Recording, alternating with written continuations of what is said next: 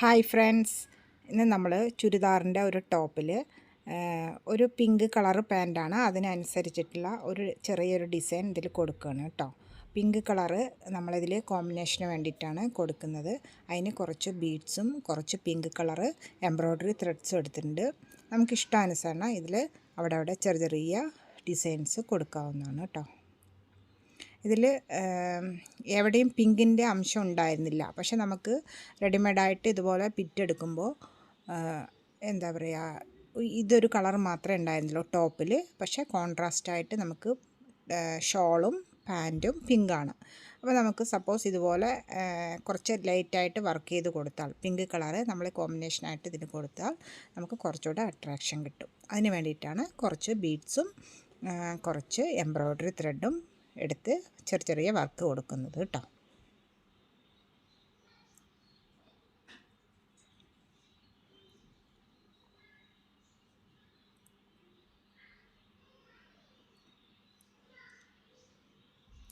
നമ്മൾക്ക് ഇടയിൽ ചെറിയ ചെറിയ ഗ്യാപ്പ് ഉണ്ട്. ആ ഗ്യാപ്പിൽ നമുക്ക് പിങ്ക് സ്റ്റോൺ, വൈറ്റ് സ്റ്റോണൊക്കെ വെച്ച് കൊടുക്കുമ്പോൾ കുറച്ചുകൂടി ഗ്രാൻഡ് ലുക്ക് കിട്ടും. അതിന് വേണ്ടിയിട്ടാണ് ചെയ്യുന്നത്.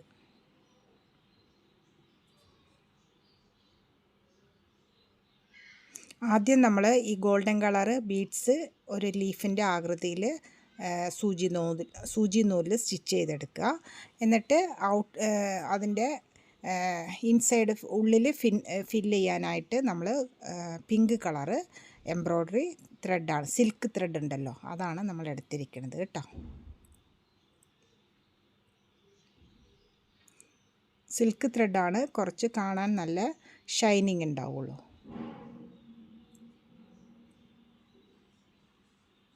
വളരെ ഈസി ആയിട്ട് ചെയ്യാവുന്നതാണ് കേട്ടോ.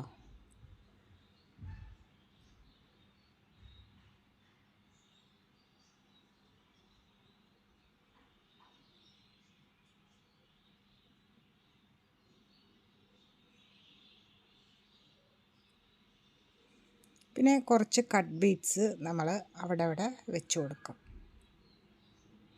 നമ്മളത് എത്രത്തോളം വെച്ച് കൊടുക്കണോ അതിനനുസരിച്ച് തുണിയുടെ ഔട്ട്ലുക്ക് കാണാനും കുറച്ചുകൂടെ ഗ്രാൻഡായിട്ടുണ്ടാവും കേട്ടോ.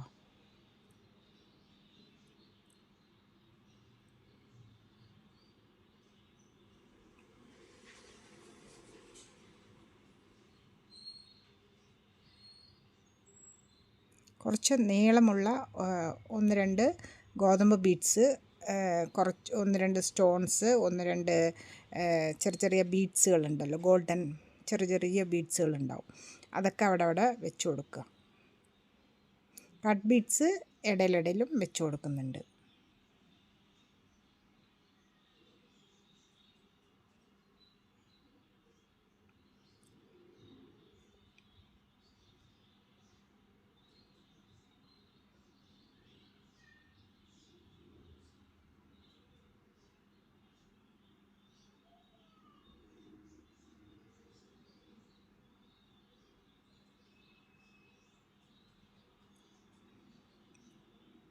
പിന്നെ അതേ നൂലിൽ എംബ്രോയ്ഡറി ത്രെഡിൽ നമ്മൾ വെറുതെ സൂചിയിൽ തന്നെ ഒരു ചുറ്റിയിട്ട് അതേ ഭാഗത്തൂടെ അടിയിലൂടെ എടുത്തിട്ട് വീണ്ടും മേൽവശത്തൂടെ എടുത്ത് ഓരോ കെട്ട് പോലെ ഉണ്ടാവും.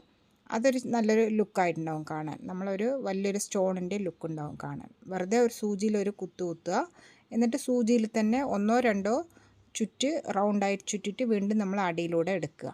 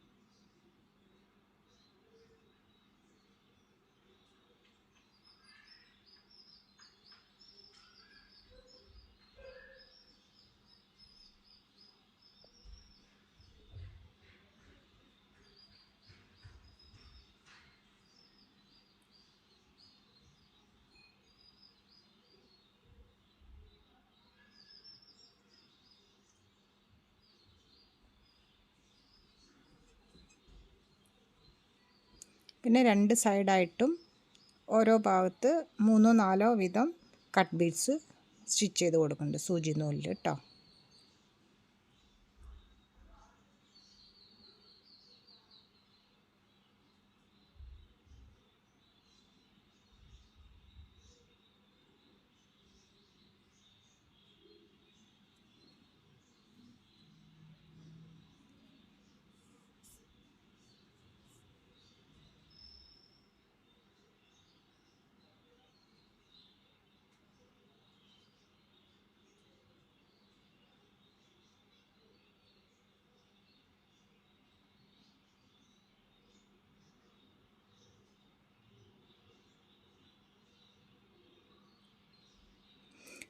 നെക്ക് കട്ട് ചെയ്യാനുള്ള സ്ഥലം നമ്മൾ വിട്ടു കൊടുക്കണം. അതിന് ശേഷമായിരിക്കണം ഇതുപോലത്തെ ചെറിയ ചെറിയ നമ്മൾ വർക്കുകളൊക്കെ ചെയ്ത് കൊടുക്കേണ്ടത് കേട്ടോ. ഇതുപോലെ ഒരു ഡിസൈൻ കിട്ടിയിട്ടുണ്ടെങ്കിൽ ആ ഡിസൈൻ നമ്മൾ നെക്കിനെ കട്ട് ചെയ്ത് മാറ്റി പോകുമല്ലോ. അപ്പോൾ ആ ഭാഗം ഒഴിച്ചിട്ട് വേണം ബാക്കി ഭാഗത്ത് നമ്മൾ ഇതുപോലെ എന്തെങ്കിലും ചെറിയ ചെറിയ വർക്കുകളൊക്കെ കൊടുക്കാൻ.